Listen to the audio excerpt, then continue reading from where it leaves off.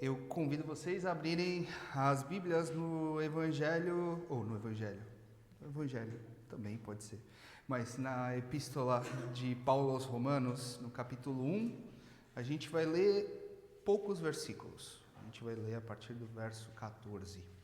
Sim. Repetir só o trechinho final da semana passada.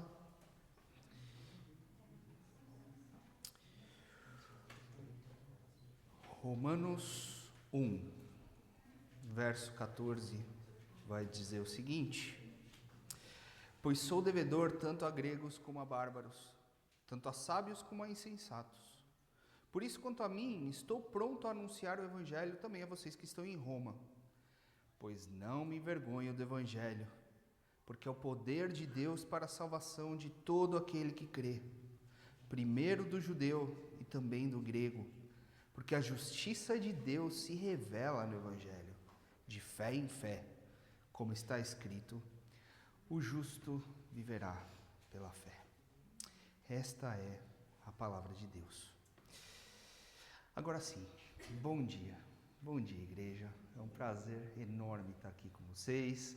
Como o Gui disse, meu nome é Davi, sou pastor lá em Madrid, da Iglesia Bíblica Urbana, e hoje estarei aqui pregando em português para dar uma aliviada na mente, não precisar ficar pensando em espanhol, né? Apesar que o problema aos poucos começa a ser o contrário, como a minha amada esposa Beatriz diz, a gente começa a ser burro em duas línguas, porque você não lembra as palavras nem numa língua nem na outra. Mas, dito isso, a gente está aqui para pregar em português e vai ser muito legal. Essa semana também é muito especial para a gente, porque a gente começou as nossas aulas no Instituto Bíblico Urbano, um marco histórico para a gente, muito maravilhoso ter podido ter essa experiência aí com vocês nessa semana, de estar um pouco mais próximo de alguns de vocês, e hoje estar aqui nesse domingo, justo nessa semana, é um presentinho de Deus.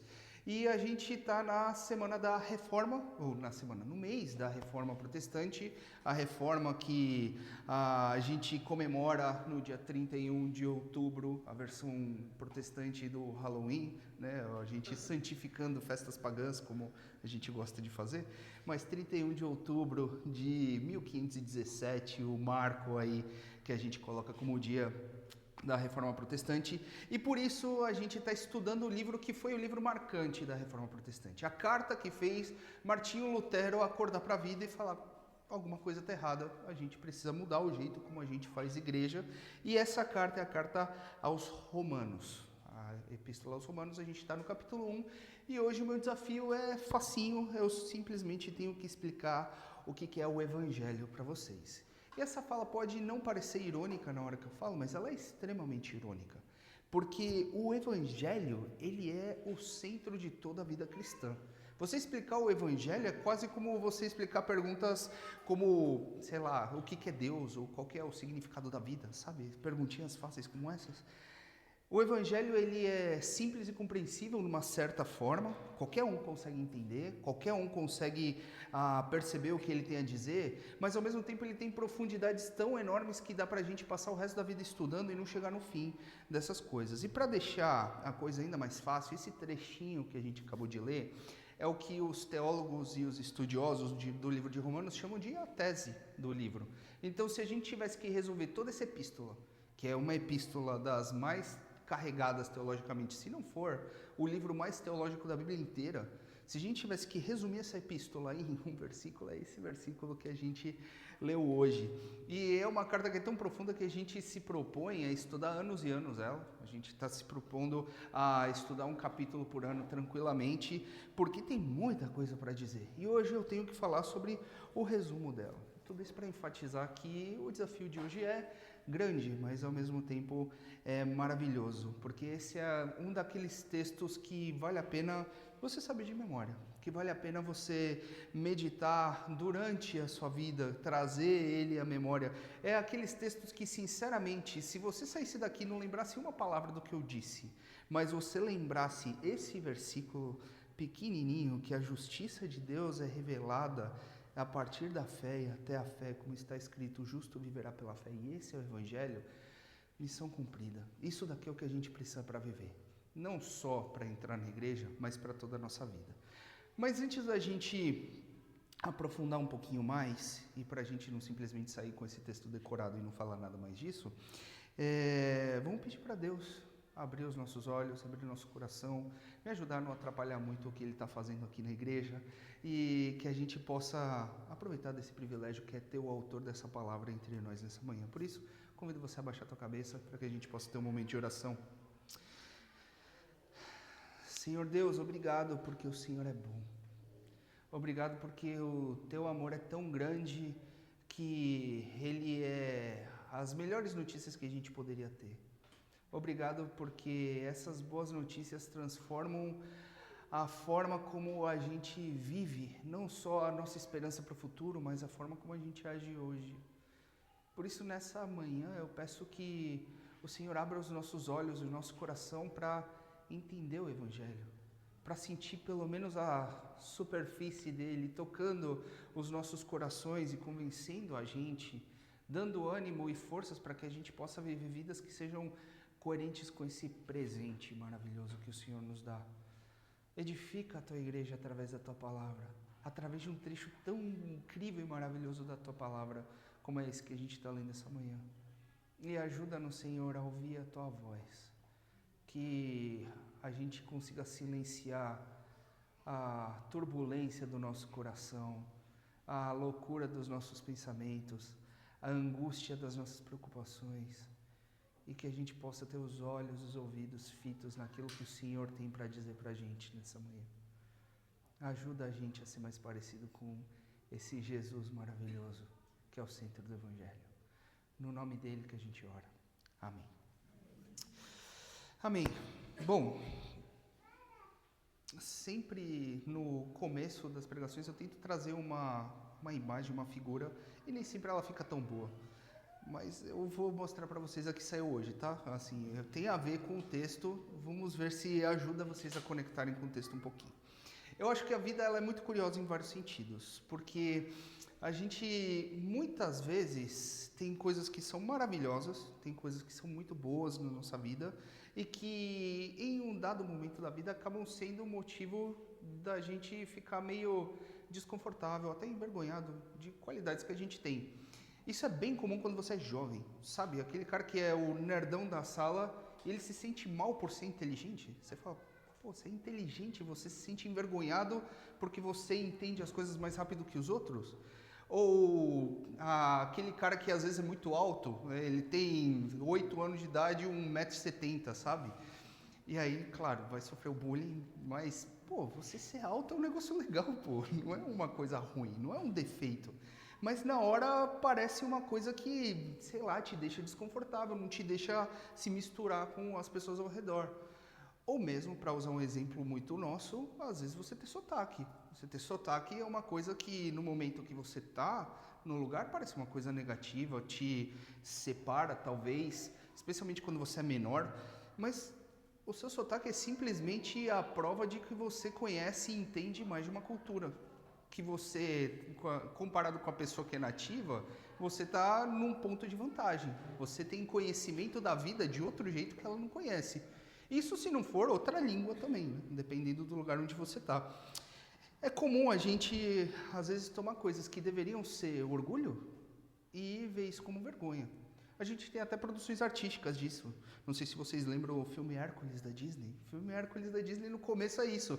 Hércules, qual que é a coisa que faz o Hércules ser legal? Qual que é a marca que melhor define a maior qualidade do Hércules? É de ser forçudo, né? O cara tem força pra caramba. No começo do filme é o que faz ele ser estabanado, é o que faz ele ser ridicularizado, é o que faz ele se sentir mal. Coisas que são boas, às vezes fazem a gente sentir vergonha. O que Paulo está falando aqui hoje para a gente é mais ou menos isso. Ele está falando, tem uma coisa que é muito boa. Tem uma coisa que é a melhor das coisas. E tem muita gente que se envergonha dela. Não é que não tenha motivo. A gente vai ver que tem motivo para isso também. Tem motivo para você se sentir desconfortável. Do mesmo jeito que daria para você justificar a vergonha de qualquer coisa que você tenha. Mas é exatamente essa coisa que parece vergonhosa que é a melhor coisa que a gente tem na nossa vida. Mas antes da gente ir para esse elemento do versículo de hoje, vamos voltar um pouquinho para a semana passada, não porque o Guilherme não tenha explicado tudo direitinho, mas simplesmente porque, para a gente entender o de hoje, é bom a gente refrescar pelo menos esse finalzinho, esse pequeno passo atrás, a partir do versículo 14, Paulo vai falar: eu sou devedor tanto a gregos como a bárbaros, tanto a sábios como a insensatos, por isso, enquanto a mim, eu estou pronto a anunciar o evangelho também a vocês que estão em Roma. Esse pequeno passo para trás é simplesmente para que a gente consiga ver o cerne da questão hoje, que é o Evangelho. Porque a prioridade de Paulo e o que o Guilherme falou até a sociedade na semana passada é que tudo que ele está falando nesse comecinho tem a ver com meios de você pregar o Evangelho. Por isso o foco da visita dele, o amor dele pelos irmãos, a pregação dele é simplesmente para a proclamação do Evangelho. Ele fala: eu quero falar do Evangelho para vocês e eu me sinto devedor por causa dessa missão, não só a Deus que me comissionou, mas as próprias pessoas com quem eu vou falar, os próprios ouvintes da minha pregação. E aí ele inclui todas as etnias, o que ia ser uma maravilha, um discurso super politicamente correto. Hoje em dia ele está incluindo todo mundo, todas as etnias, todas as classes, do erudito ao simples. Paulo se propõe a pregar o evangelho para todo mundo. E pode parecer muito lógico, muito bonito, você fala: nossa, que legal, Paulo está incluindo todo mundo, Paulo não está diferenciando ninguém, mas para pensar um pouquinho, Paulo está escrevendo para uma igreja. Aí você fala: eu vou pregar o evangelho para uma igreja? Para quem que você faz evangelismo? Quando a gente fala, vamos fazer o evangelismo, você não pensa, a gente vai em outra igreja falar de Jesus para os caras daquela igreja. Você pensa, eu vou falar para um cara não crente sobre o evangelho.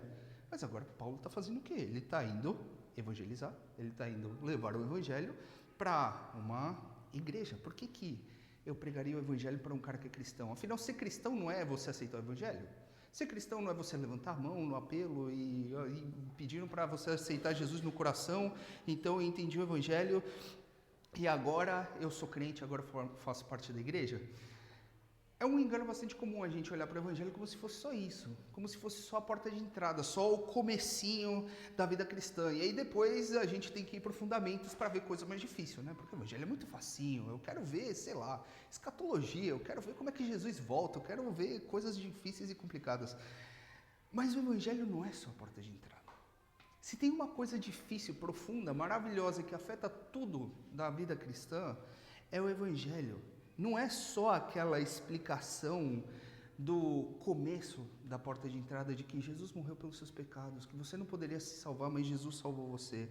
Mas muito pelo contrário, o evangelho ele é todo o cristianismo. O evangelho é a consciência de que em toda a vida não importa o quanto você consegue fazer, o que você consegue fazer, não importa o quanto você avançou, o quanto você faça coisas impressionantes em nome de Deus. Nada disso é necessário. O que importa é só uma coisa. O que importa é Jesus. Ou seja, a mensagem de que Cristo morreu e ressuscitou conforme as Escrituras, ela é a mensagem do Evangelho, sim, mas ela não transforma só a vida de um pecador em alguém que é regenerado pela graça de Cristo. Ela transforma as nossas vidas, daqueles que já aceitamos essa graça, para viver conforme o que essa graça diz. Do cristão mais novato ao mais maduro, todos nós precisamos do evangelho todo dia. A gente precisa do evangelho para viver nossa vida na prática. Ninguém supera o evangelho. Ninguém gabaritou a prova do evangelho e agora pode passar por uma matéria mais difícil. E é nesse ponto que Paulo vai explicar o que é o evangelho. Paulo vai explicar qual que é a natureza. E ele começa dizendo um negócio curioso, no mínimo. Ele vai dizer no versículo 16... pois eu não me envergonho do evangelho, porque ele é poder de Deus para a salvação de todo o que crê, primeiro do judeu e também do grego. E aqui é curioso porque Paulo ele começa falando: eu não me envergonho. E você poderia parar para pensar, por que você se envergonharia? Afinal, o evangelho não é uma boa notícia? O evangelho não é a notícia de que Jesus te salvou, cara. É bom, você vai sentir vergonha do quê? É o seu superpoder. Você é o cara mais forte do mundo. Por que você iria se envergonhar disso? Às vezes a gente gosta tanto de santificar a verdade de Deus que a gente acaba não prestando atenção no que ela diz. A gente acaba não prestando muita atenção no conteúdo do que esse texto diz. Às vezes você poderia pensar que, você não deveria falar do evangelho como uma coisa vergonhosa. E, sinceramente, o que eu estou dizendo aqui, nesse comecinho, é que sim, dá para você ter vergonha do Evangelho. E que não é loucura. Se fosse loucura, Paulo não estaria falando aqui. Se fosse uma coisa tão desquiciada, eu sou burro em 2 línguas, desculpa. Se fosse uma coisa tão louca, uma coisa que não fizesse nenhum sentido, Paulo não teria que falar aqui para que ele não se envergonha. Se fosse uma coisa que não fizesse nenhum sentido, o próprio Jesus não teria que ter falado em Marcos 8,38 que muitos vão se envergonhar do nome dele. Você fala, cara, como você vai se envergonhar do nome de Jesus? Jesus falou que iam se envergonhar. Paulo está falando que não se envergonha. Então significa que a vergonha faz parte dessa ideia do evangelho. Faz parte do que é essa mensagem. O evangelho, de uma certa forma, é vergonhoso. E ele é vergonhoso mesmo, e por 2 motivos, e eu vou tentar mostrar para vocês. O evangelho é vergonhoso, primeiro porque o evangelho não faz sentido nenhum. E em segundo lugar, o evangelho é vergonhoso porque o evangelho é humilhante.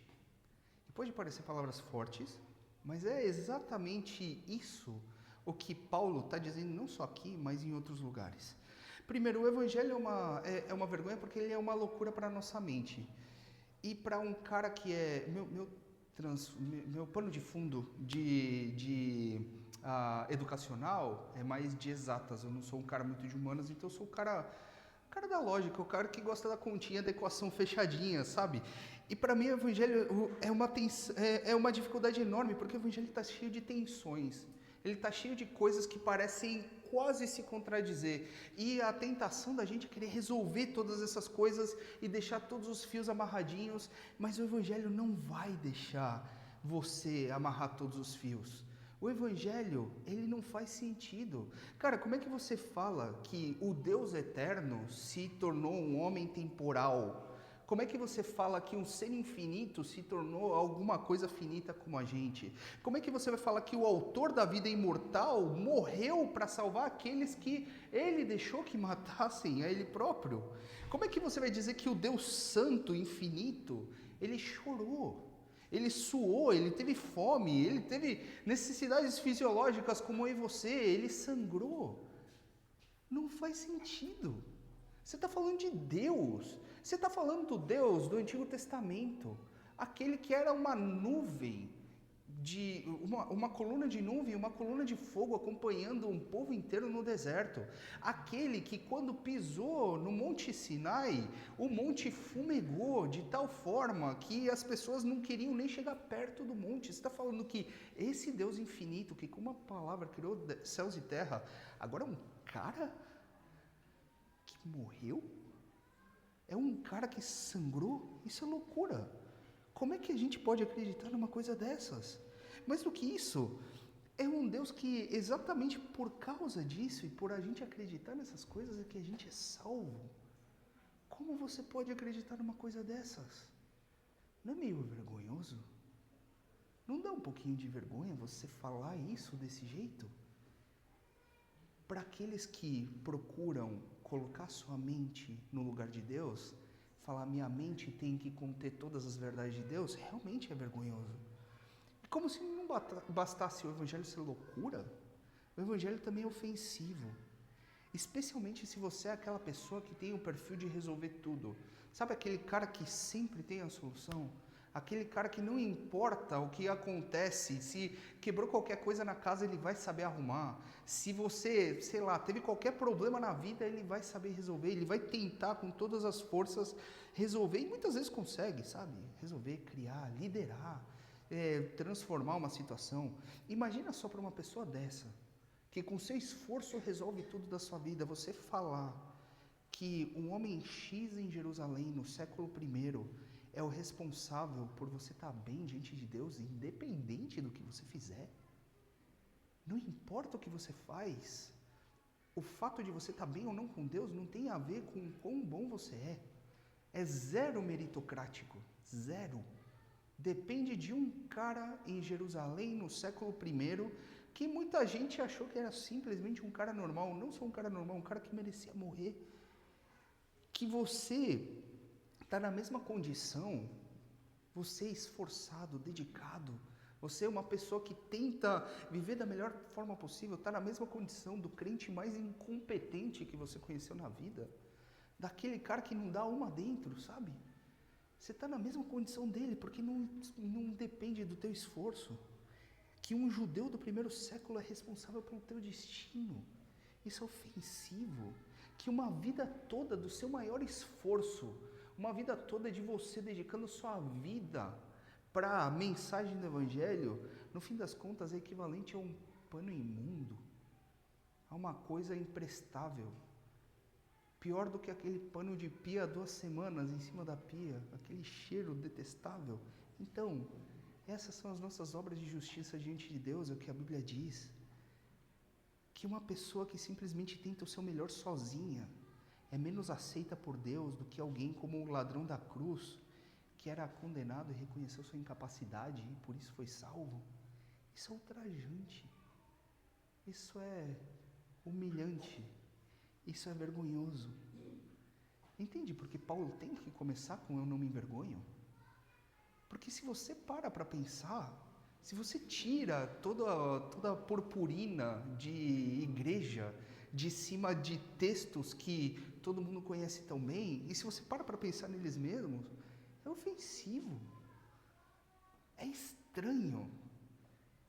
Você tem que lidar com uma coisinha ruim dentro de você. E ele coloca exatamente as referências dos povos mais influentes para a mensagem do Evangelho naquela época. Ele vai colocar, eu não me vergonho do Evangelho porque ele é poder para a salvação do grego e do judeu. Quem que era o grego? O grego era a elite intelectual do século I. O grego seria o equivalente a você falar, sei lá, o Evangelho é o poder da salvação para os acadêmicos de Harvard, sabe? Pega o lugar mais cotado assim para você pensar em gente intelectual e que consegue pensar na realidade da vida de uma forma profunda e de uma forma muitas vezes inalcançável de tanta capacidade que eles têm. Esses eram os gregos. E quem que eram os judeus? Os judeus eram os caras religiosos, eram os caras que sabiam como fazer igreja. Eram os caras que eles conheciam a Bíblia melhor do que ninguém.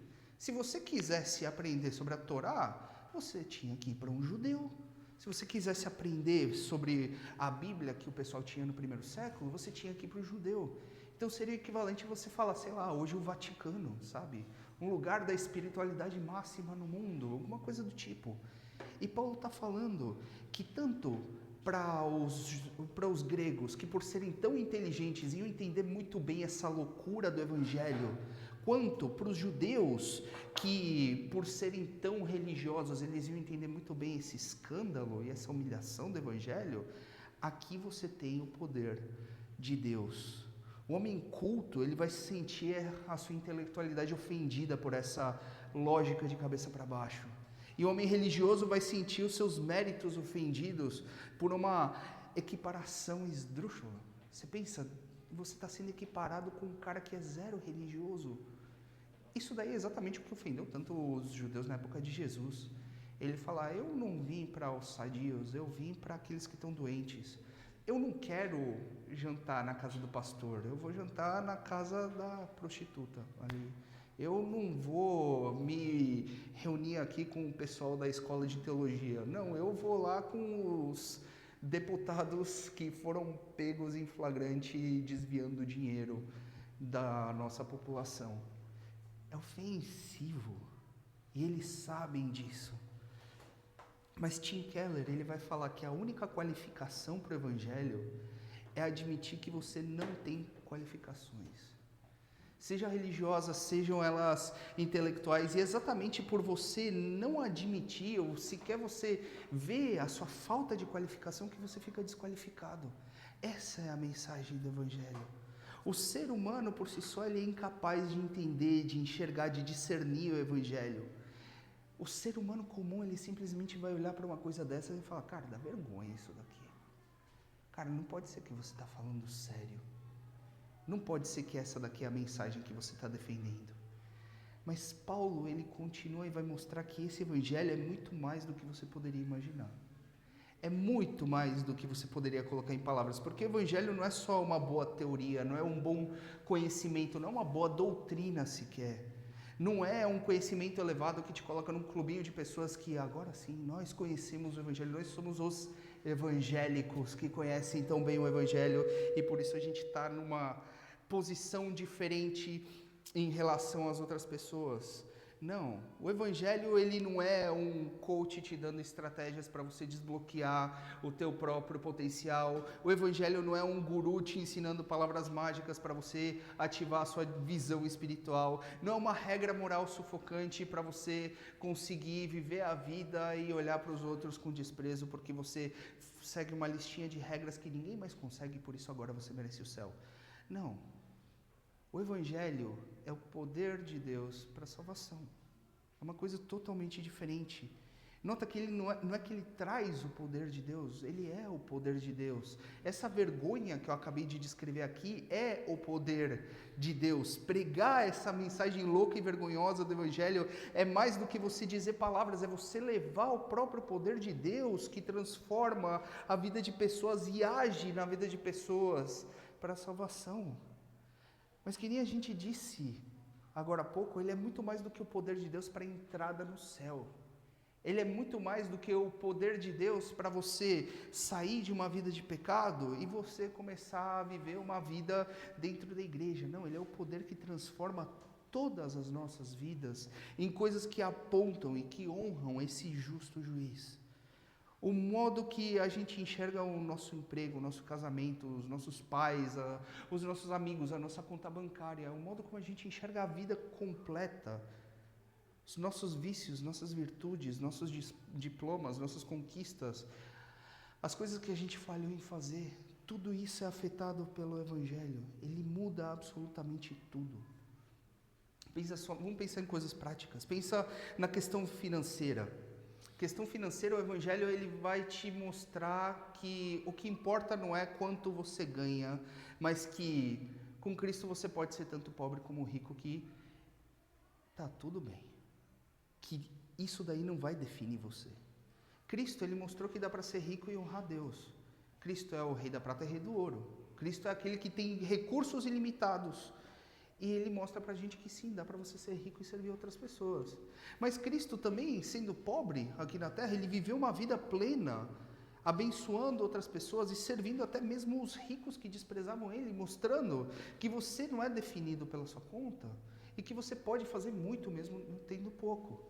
Isso daí é libertador, porque se você está esperando você chegar num certo nível financeiro para a sua vida começar de verdade, cara, Cristo está te falando isso, não importa. Você pode ser feliz e pleno estando cheio de dinheiro e estando pobre. Você pode ser feliz e pleno se você falir e quebrar. Você pode ser feliz e pleno se você ganhar... Não, aqui não tem Mega Sena, eu não sei como chama a Mega Sena daqui, mas não apostem na Mega Sena, nem no Tigrinho, nem coisas assim. Não dá certo, tá? Mas se ganharem, lembre de mim. Mentira. Mas não importa se você ganhar um monte de dinheiro do nada, se você fizer um investimento, se você tiver uma ideia incrível que te deixa milionário da noite para o dia. Isso daí não te faz mais apto para a vida cristã e nem menos apto. Você tira a pressão da sua vida do dinheiro. O dinheiro não é mais o que define se sua vida é boa ou não.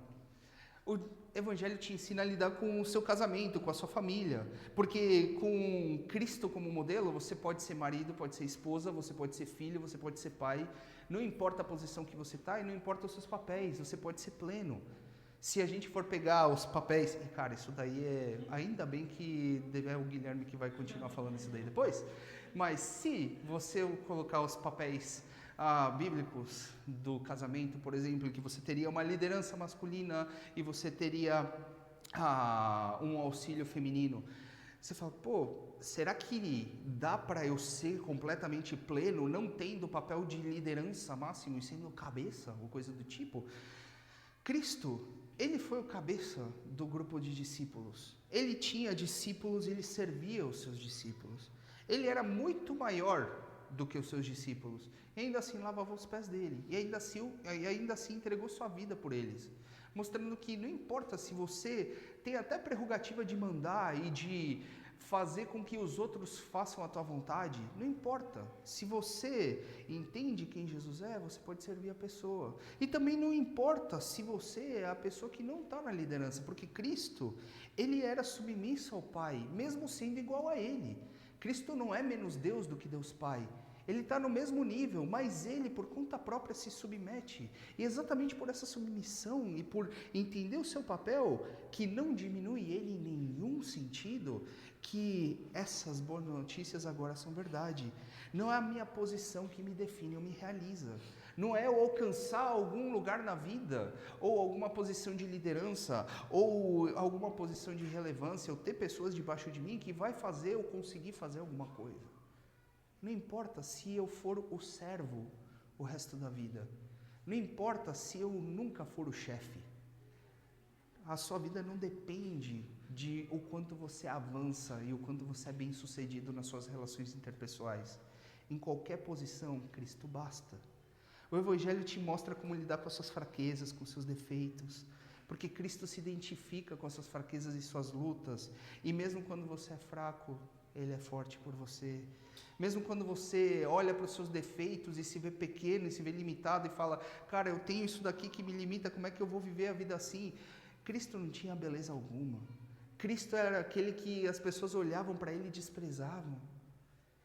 E Ele mesmo assim fez tudo aquilo que a gente precisa. Tudo isso eu estou querendo colocar, por quê? Porque isso daí mostra pra gente, essas implicações do Evangelho mostram pra gente que essa vergonha que potencialmente a gente tem nessa mensagem do Evangelho é exatamente o poder de Deus para viver as nossas vidas. Porque não é nada do que a gente faça em nenhuma área da nossa vida que define quem a gente é. Não é nada do que a gente conquista em nenhuma área da nossa vida que define quem a gente é. Que vai dizer se a nossa vida vai ser boa ou vai ser ruim. Sabe quem que é suficiente para dizer se a nossa vida é boa ou ruim? Cristo. Não importa se você é rico ou pobre, se você é líder, se você é servo, se você é bonito, se você é feio, se você é um sucesso ou se você é um fracasso, se você está numa cidade que você ama ou se você está numa cidade que te odeia. Não importa onde você está, o que você faz, Cristo é suficiente para tudo. Cristo ressignifica qualquer coisa nas nossas vidas. E é irônico que muitas vezes a gente ouve críticas aos cristãos por dizerem que a gente é muito exclusivista, que a gente fala coisas como, eu estou falando que só Cristo importa. Eu estou falando que Cristo tem uma posição que ninguém mais tem. Então não tem essa de ecumenismo. Assim, Cristo é Deus. E quem está certo é Ele, todo o resto está errado. Aí você fala, pô, meio exclusivista, mas pensa por um momento, é exatamente esse fato do Evangelho ser verdade, de Cristo ser quem Ele diz que faz a nossa mensagem ser o mais inclusiva possível. Porque é exatamente porque a gente acredita que Cristo é suficiente, que Ele é quem diz ser, e se Ele é Deus, então todo o resto está mentindo, mas se Ele é Deus, qualquer um, judeu, gentil, grego, bárbaro, sábio, tolo, português, brasileiro, angolano, quem você quiser, o chinês, o indiano, qualquer um, todos podem ser salvos. Todos podem ser salvos. Mas em outro aspecto, sim, a gente é exclusivista. Em um certo sentido, a gente precisa dizer que o Evangelho é absurdamente exclusivo, e ele precisa ser porque é só para quem crê em ninguém mais. É só para quem acredita, só para quem percebeu que é insuficiente em ninguém mais. E é por isso que Paulo fecha esse trecho no versículo 17, dizendo, porque a justiça de Deus se revela no Evangelho de fé em fé, como está escrito, o justo viverá por fé. E aqui a gente começa a caminhar para a nossa conclusão. Eu acho. No Evangelho, a justiça de Deus é revelada. No Evangelho, a justiça de Deus é revelada. Vamos começar pelo que é justiça. A gente está falando que é exclusivo porque precisa ser para quem crê. E por que precisa ser para quem crê? Porque aqui a gente tem a justiça de Deus revelada. A justiça de Deus é uma coisa infinita. A justiça de Deus é aquela coisa perfeita, sem nenhuma manchinha. Então, como é que isso daí funciona na prática? Como é que funciona se a gente tem a justiça de Deus sendo revelada? O que acontece se a mais mínima das injustiças for corrigida? Porque se Deus é justo, qual que é a consequência necessária disso? A consequência necessária é que não tem nenhum genocida que vai sair impune. A consequência necessária é que a corrupção dos nossos governantes não vai sair impune. Se a justiça de Deus é verdadeira, então um homem que abusa de uma adolescente não vai sair impune. Um drogado que mata um pai de família não vai sair impune. Não importa a maldade que aconteça, a gente tem esperança de que o justo juiz vai fazer justiça. Mas esses exemplos são muito extremos, porque tem o outro lado da moeda, porque a gente está falando de uma justiça que é perfeita e total, então não tem nenhuma passadinha de pano. Será que a sua mentira para o teu marido, para ele parar de te encher, vai sair impune? Não vai. Será que aquela xingada de graça que você deu no trânsito vai sair impune? Não pode. Que você e que eu também, né? Será que aquele comentário maldoso que você fez sobre seu parente vai sair impune? Não vai. Leva para o estágio além, que não é só o que você faz. Será que aquele seu pensamentozinho preconceituoso vai sair impune? E você fala, tinha que ser, né? Você acha que seu pensamento é invisível? Não vai ser impune. Será que aquela viajada da sua imaginação, vendo aquela mulher passar, vai ser impune? Não vai. Não pode. Será que você evitar alguém, não responder o cara no WhatsApp porque você sabe que ele vai te pedir ajuda e você não quer ajudar o cara? Será que isso vai ser impune? Não vai. Não vai. Você percebe onde a justiça perfeita de Deus leva a gente? Você percebe o perigo dessa justiça? Você percebe a complicação do que a gente tem aqui? Como é que a gente pode ser aceito por um Deus justo, uma vez que a gente é pecador e continua a pecar? Como é que a gente pode ser aceito por um Deus que é justo mesmo? Um Deus que não pode ignorar pecados? Um Deus que é tão limpo que Ele não pode passar o pano nem para essas coisinhas pequenas que a gente falou. Se Ele não pode ignorar nenhuma dessas coisas, eu não mereço salvação, eu mereço castigo. Se Ele não pode ignorar essas coisas, eu não tenho esperança nenhuma. Se a justiça de Deus for revelada, o que sobra para mim? Sobra para mim desespero. Sobra para mim, meu Deus, o que eu faço agora? Porque tudo o que eu tenho, todos os dias, eu meto o pé na jaca de algum jeito. Eu não sei se usa meto o pé na jaca aqui em Portugal, mas é isso. Eu causo confusões de algum jeito. E é nesse ponto que a gente chega onde o Martinho Lutero estava quando leu esse texto. Porque um pouco antes da reforma protestante, mais especificamente em outubro de 1517, especificamente ele lendo esse versículo, a vida inteira dele mudou. A vida inteira dele mudou. E eu acho que por a gente estar no mês da reforma, vale a pena a gente ouvir a experiência dele da própria boca dele.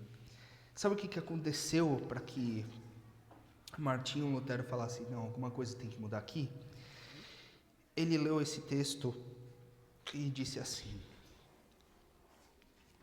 eu não amava o Deus justo, que pune pecadores. Ao contrário, eu odiava, porque mesmo quando, como monge, Martinho Lutero era um monge, tá? Mesmo quando, como um monge, eu vivia de forma irrepreensível diante de Deus, eu me sentia um pecador. E a minha consciência me torturava muito. Assim eu andava furioso e de consciência confusa. Não obstante, eu teimava impertinentemente em bater a porta dessa passagem.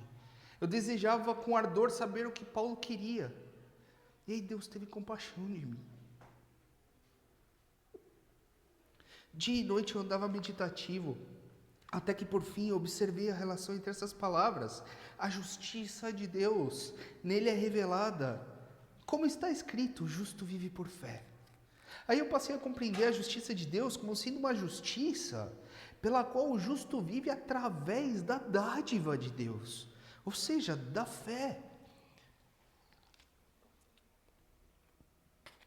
Então, eu me senti como renascido. Eu entrei pelos portões abertos do próprio paraíso. Aí toda a Escritura me mostrou uma face diferente.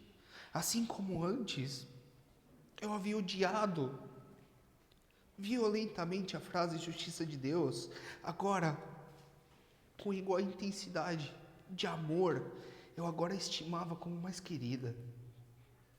Assim, essa passagem de Paulo foi de fato para mim a porta do paraíso.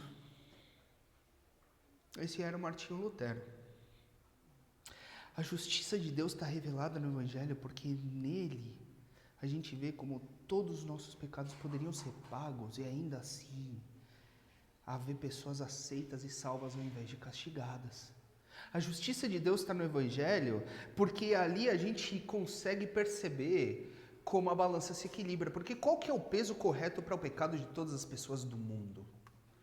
Se a gente fosse colocar um valor, se a gente fosse precificar o pecado de todas as pessoas do mundo, juntos, todas as porcarias que todo mundo fez em toda a história da humanidade, não dá, né? É infinito, né? Não dá para medir, é imensamente grande. Agora, sabe quem mais não dá para medir e é imensamente grande? Deus. Deus. Então, se o preço pelo pecado é muito maior do que a gente poderia pagar, só alguém infinitamente grande conseguiria pagar esse preço. Só se a gente tivesse um sacrifício infinito, uma culpa infinita poderia ser paga. Só se a gente cresce que esse ser infinito se fez finito e pagou essa dívida infinita por nós, a gente poderia ter essa balança equilibrada. A gente vê no Evangelho um Deus infinito que se sacrifica e satisfaz a justiça, revelando que Deus não está alheio ao mal do mundo. Deus, ele não fez esse mundo, botou para rodar e agora, poxa, que pena, você não chegou lá no nível que deveria chegar. Não, porque todo o mal que foi cometido contra nós e todo o mal que nós cometemos está sendo visto e está sendo lidado por Deus. Ele faz com que cada pecado seja pago, porque Deus é justo. Mas isso são boas notícias, porque é Ele que pagou o preço. Ele que pagou o preço. E se Ele pagou o preço de alguma coisa que a gente não vê, de alguma coisa que a gente não conhece, é somente pela fé que a gente consegue assumir isso. A gente não tem como perceber essa realidade. A gente simplesmente aceita. Não dá para encaixar na nossa caixinha lógica. A gente simplesmente recebe. Por isso que o cristianismo ele tem que ser completamente exclusivo. Porque sim, qualquer um pode ter fé, mas só quem tem fé consegue alcançar esse padrão infinito de justiça. Só quem acredita que esse Deus infinito é por nós, pode desfrutar daquilo que esse Deus infinito faz por nós. E é muito interessante que o texto original, o grego, ele é muito gráfico em relação a direções, em relação a como é que você quase que consegue enxergar o Waze do que o texto está dizendo. Ele vai dizer para a gente que a justiça procede da fé e ela vai até a fé. É o ponto de origem e o ponto de chegada. É tanto da onde a gente saiu quanto é o alvo. A fé que é concedida pelo próprio Deus é o que leva a gente a abraçar esse evangelho que antes era loucura e que antes era ofensa, mas leva a gente a ter mais fé para crer e amar cada vez mais esse Deus justo e misericordioso que na sua sabedoria cuidou de tudo que a gente não poderia cuidar. Não só para sempre no futuro, na eternidade, mas hoje, com os nossos defeitos, fracassos, com as nossas ansiedades, com as nossas preocupações, Deus fez o caminho inteiro ser garantido para nós. E o justo vive por essa fé. A fé que torna alguém justo mesmo sendo injusto, porque teve um justo que se fez injusto por esse alguém. Ficou difícil a frase, né? É a fé daqueles injustos recebendo a justiça daquele que é justo. A fé que enxerga essa substituição que dá a base para a gente viver a vida melhor. Porque se Cristo está no nosso lugar, já não depende mais totalmente do nosso mérito, da nossa capacidade. A gente pode falhar, a gente pode não conseguir, a gente pode viver uma vida que não chega lá, porque Jesus chegou lá. Isso não vai esmagar a gente. A gente não confia nas nossas qualificações, nem para o futuro e nem para o presente, porque Cristo basta. Cristo basta. Isso daqui é o que o Calvino chamou da maravilhosa troca. É o que Paulo descreve em outro versículo icônico, que é 2 Coríntios 5, 21. Ele vai dizer que aquele que não conheceu o pecado, Deus o fez pecado por nós, para que nele fôssemos feitos justiça de Deus. Deus fez Cristo pecado por nós, para que nós fôssemos essa justiça, que é absurdamente perfeita e que, se fosse de outra maneira, seria opressora, que nem o Lutero viu. Esse daqui é o Evangelho. Essa substituição é o poder de Deus. Você não pode, você não consegue, mas Cristo não só pôde como conseguiu. O maior dos justos viveu perfeitamente pela fé, para que hoje você e eu, a gente possa viver pela fé do mesmo jeito. Ele não só morre a morte que você não conseguiria morrer para te salvar. Ele não só paga o nosso castigo no final para que a gente seja salvo, mas ele vive a vida que a gente precisaria viver. Ele vive a vida que todos os dias você e eu, a gente não consegue viver. Para que a gente ande nessa justiça da fé, sem ser esmagado por ela. Para que a gente confie e seja transformado agora. Para que a gente viva vidas mais parecidas com o que Jesus é. E não só para que a nossa alma seja salva no último dia, quando a gente morrer, mas para que hoje a gente consiga andar para frente. E se você entendeu isso pela primeira vez na tua vida, se caiu a ficha pela primeira vez na tua vida de que isso daqui é o Evangelho, fala com a gente depois do culto. A gente vai ficar feliz em te mostrar quais que são os próximos passos depois disso. Porque essa não é só a porta de entrada, é o caminho inteiro. E todo mundo aqui está tentando andar nesse caminho. A gente vai ficar feliz em falar contigo, porque esse daqui é o Evangelho. E se tem uma coisa que importa em toda a nossa vida, é o Evangelho. Essa mensagem que é vergonhosa, mas que é o poder de Deus. É essa justiça de Deus que é esmagadora, mas é libertadora. Essa daqui é a nossa fé. É nisso que a gente acredita. E é isso que a gente vai continuar proclamando. Baixa tua cabeça, vamos orar.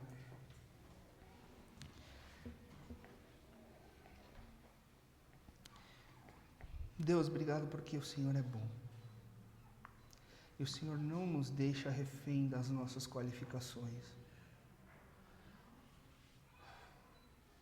Senhor, para aqueles de nós que entendem muito bem que a gente é insuficiente, para aqueles de nós que estão nesses dias se deparando com as suas próprias insuficiências, com o seu próprio fracasso, com o não conseguir, Senhor, que o Senhor traga conforto e faça essa mensagem ser um bálsamo para o coração.